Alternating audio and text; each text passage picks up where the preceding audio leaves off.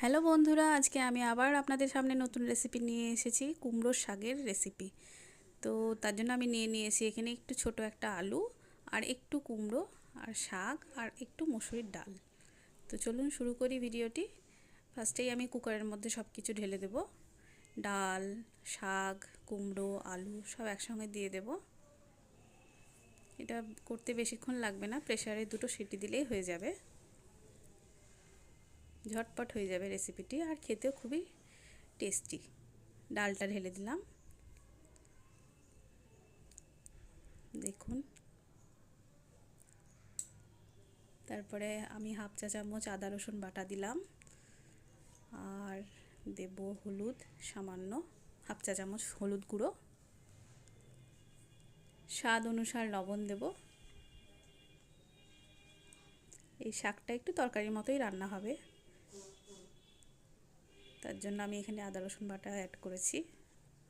আপনারা চাইলে স্কিপ করতে পারেন। তো এবার আমি ঢাকনা লাগিয়ে এখানে 2টো সিটি দিয়ে নেব।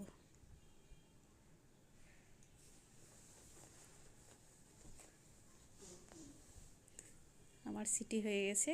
এবার আমি এটা ফোড়ন দেওয়ার জন্য এখানে নিয়েছি একটি শুকনো লঙ্কা, একটি ছোট পেঁয়াজ, আর কয়েক কোয়া রসুন কুচি। তেলটি গরম হতে দিয়ে দিয়েছি কড়ার মধ্যে। তেলটি গরম হলে আমি এবার রসুন কুচি ছেড়ে দিলাম, শুকনো লঙ্কা। রসুনটা লাল হওয়া পর্যন্ত একটু নাড়তে হবে। রসুনটা লাল হয়ে গেছে, এবার এখানে আমি পেঁয়াজ অ্যাড করে দিলাম। বেশি কিচ্ছু লাগবে না, একদম কম উপকরণ দিয়ে আপনার এই রেসিপিটা তৈরি হয়ে যাবে, আর খেতে খুবই সুস্বাদু হবে। তো দেখুন আমার পেঁয়াজটাও লাল হয়ে গেছে। এবার আমি শাকটা ঢেলে দিলাম। এবার একটু নেড়ে চেড়ে নেব।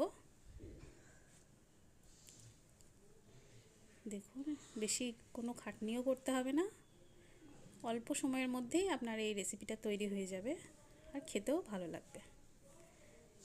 সামান্য আমি জল অ্যাড করলাম, কারণ আমার কাছে একটু শুকনো মনে হলো। আপনাদের যদি জল ছাড়ে তাহলে জল দেওয়ার প্রয়োজন নেই।